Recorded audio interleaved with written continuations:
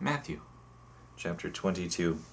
Jesus spoke to them again in parables, saying, The kingdom of heaven may be compared to a king who gave a wedding feast for his son. And he sent out his slaves to call those who had been invited to the wedding feast, and they were unwilling to come. Again he sent out other slaves, saying, Tell those who have been invited, Behold, I have prepared a dinner. My oxen and my fatted livestock are all butchered, and everything is ready. Come to the wedding feast. But they paid no attention, and went their way, one to his own farm, another to his business, and the rest seized his slaves and mistreated them and killed them. But the king was enraged, and he sent his armies and destroyed those murderers and set their city on fire.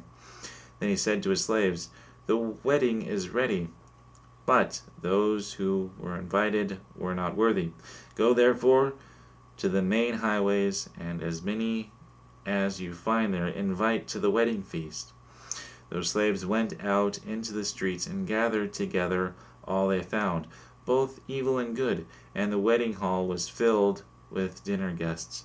But when the king came in to look over the dinner guests, he saw a man there who was not dressed in wedding clothes. And he said to him, Friend, how did you come in here without wedding clothes?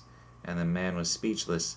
Then the king said to his servants, Bind him hand and foot and throw him into the outer darkness. In that place there will be weeping and gnashing of teeth. For many are called, but few are chosen. Then the Pharisees went and plotted together how they might trap him in what he said. And they sent their disciples to him, along with the Herodians, saying, Teacher, we know that you are truthful and teach the way of God in truth, and defer to no one, for you are not partial to any. Tell us then, what do you think? Is it lawful to give a poll tax to Caesar or not? But Jesus perceived their malice and said, Why are you testing me, you hypocrites? Show me the coin used for the poll tax. And they brought him a denarius. And he said to them, Whose likeness and inscription is this? They said to him, Caesar's. Then he said to them, Then render to Caesar the things that are Caesar's, and to God the things that are God's. And hearing this, they were amazed, and leaving him, they went away. On that day, some Sadducees, who say there is no resurrection, came to Jesus and questioned him, asking, Teacher, Moses said, If a man dies having no children, his brother as next of kin shall marry his wife and raise up children for his brother. Now there were 7 brothers with us, and the first married and died, and having no children left his wife to his brother. So also the second, and the third down to the 7th. Last of all the woman died. In the resurrection, therefore, whose wife of the 7 will she be? For they all had married her. But Jesus answered and said to them, You are mistaken, not understanding the Scripture nor the power of God.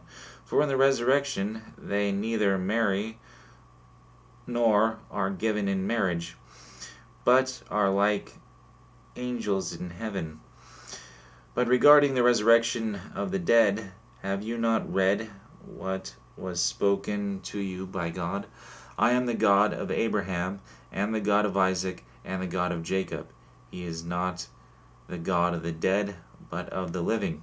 When the crowds heard this, they were astonished at his teaching. But when the Pharisees heard that Jesus had silenced the Sadducees, they gathered themselves together. One of them, a lawyer, asked him a question, testing him, Teacher, which is the great commandment in the law? And he said to him, You shall love the Lord your God with all your heart, and with all your soul, and with all your mind. This is the great and foremost commandment. The second is like it. You shall love your neighbor as yourself. On these 2 commandments depend the whole law and the prophets. Now while the Pharisees were gathered together, Jesus asked them a question. What do you think about the Christ? Whose son is he? They said to him, The son of David. He said to them, Then how does David in the Spirit call him Lord, saying, The Lord said to my Lord, Sit at my right hand, until I put your enemies beneath your feet. If David then calls him Lord, how is he his son? No one was able to answer him a word, nor did anyone dare from that day on to ask him another question.